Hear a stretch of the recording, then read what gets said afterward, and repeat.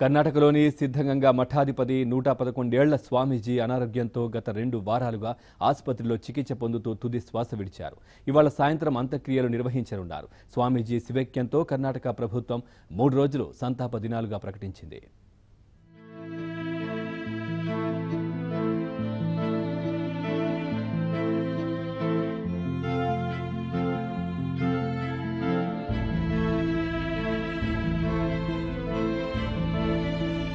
కర్ణాటక రాష్ట్రం తుమకూరులోని ప్రసిద్ధ సిద్ధగంగ మఠాధిపతి శివకుమార స్వామి శివైక్యం చెందారు. గత 15 రోజులుగా ఆయన తీవ్ర అనారోగ్యంతో బాధపడుతున్నారు. మంగళవారం సాయంత్రం ఆయన అంతిమ సంస్కారాలు పూర్తి చేయనున్నట్లు మఠం నిర్వాహకులు ప్రకటించారు. కర్ణాటక ప్రభుత్వం 3 రోజులు సంతాప దినాలుగా ప్రకటించింది. మంగళవారం విద్యాసంస్థలు కార్యాలయాలకు సెలవిచ్చింది.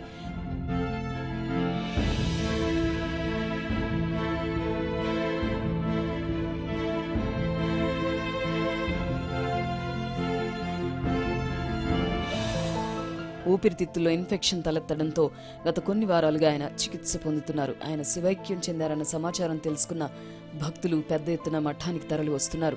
దీంతో అక్కడ కట్టుదిట్టమైన భద్రతను ఏర్పాటు చేశారు. స్వామీజీ మృతితో విషాదంలో ఉన్న కర్ణాటక ముఖ్యమంత్రి కుమారస్వామి, భారతీయ జనతా పార్టీ నేత యడ్యూరప్ప రాజకీయ విభేదాలు పక్కన పెట్టి కలిసి మీడియా సమావేశంలో పాల్గొన్నారు. ప్రగాఢ సంతాపం తెలిపారు.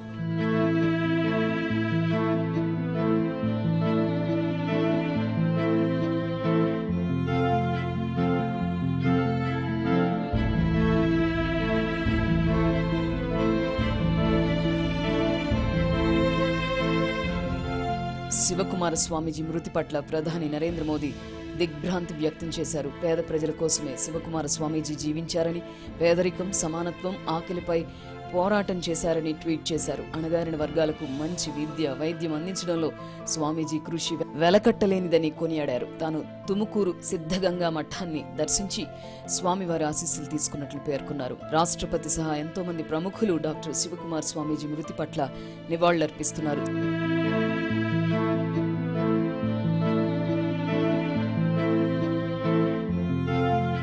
శివకుమార స్వామిని నడిచే దేవుడిగా ఆయన ఆరాధకులు పిలుస్తూ ఉంటారు. 12వ శతాబ్దంలోని సంఘ సంస్కర్త బసవ రూపంలో జన్మించిన అవతారమూర్తిగా కీర్తిస్తూ ఉంటారు. లింగాయత్లకు ఆరాధకుడైన ఆయన సిద్ధగంగ విద్యాపీఠానికి అధిపతిగాను ఉన్నారు. ఈ విద్యాపీఠం కింద 125 అనుబంధ విభాగాలు రాష్ట్ర వ్యాప్తంగా వివిధ కళాశాలలు కొనసాగిస్తున్నారు. ఇందులో చదువుకుంటున్న పేద విద్యార్థులకు ఉచిత విద్యతో పాటు వసతి సదుపాయాలు కూడా కల్పిస్తున్నారు.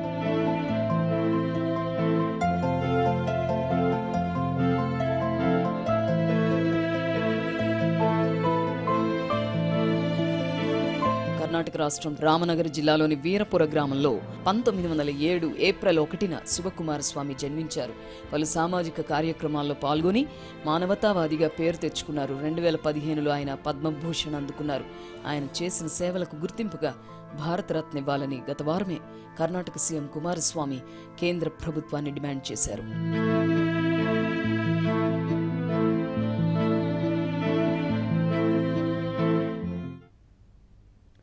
80 సంవత్సరాల పాటు పీఠం బాధ్యతలను నిర్వహించడమే కాదు, సాంఘిక సంస్కరణవాదిగా, విద్యావేత్తగా అనితర సేవలను అందించారు స్వామీజీ.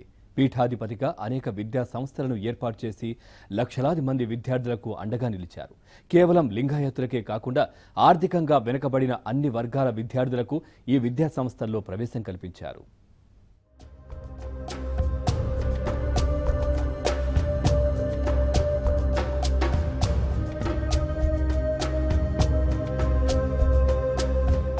నడిచే దేవుడిగా, మానవతావాదిగా ఎంతో మంది అభిమానాన్ని చూరగొన్న సిద్ధగంగ పీఠం అధిపతి శివకుమార స్వామి శివైక్యం చెందడంతో కర్ణాటక అంతటా విషాదం నెలకొంది. కేవలం రాష్ట్రంలోనే కాకుండా ప్రపంచ వ్యాప్తంగా ఉన్న ఆయన భక్తులు శోకసంద్రంలో మునిగిపోయారు.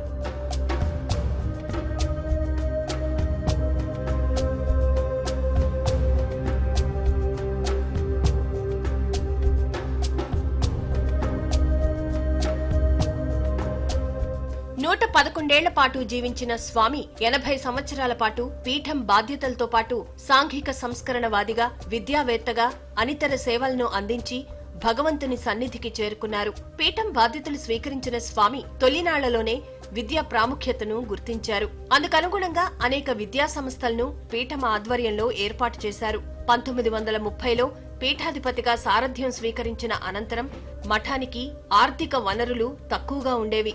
అయినా వెనుకంజ వేయకుండా విద్యా సంస్థలను ఏర్పాటు చేసి లక్షలాది మంది విద్యార్థులకు అండగా నిలిచారు. ఇంజనీరింగ్, వైద్య, నర్సింగ్, ఫార్మసీ, ఉపాధ్యాయ శిక్షణ కళాశాలలతో పాటు అనేక ప్రాథమిక పాఠశాలలను ఏర్పాటు చేశారు. విద్యా సంస్థలకు చెందిన విద్యార్థులకు ఉచిత భోజనం కూడా అందించడం విశేషం.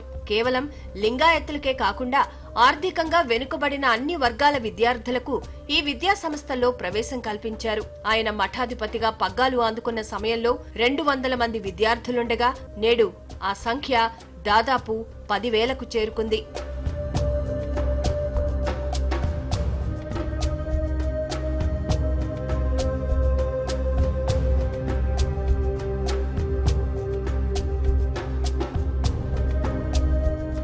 కులరహిత సమాజం నెలకొల్పాలన్నదే లింగాయత మత వ్యవస్థాపకుడు బసవన్న ఆశయం.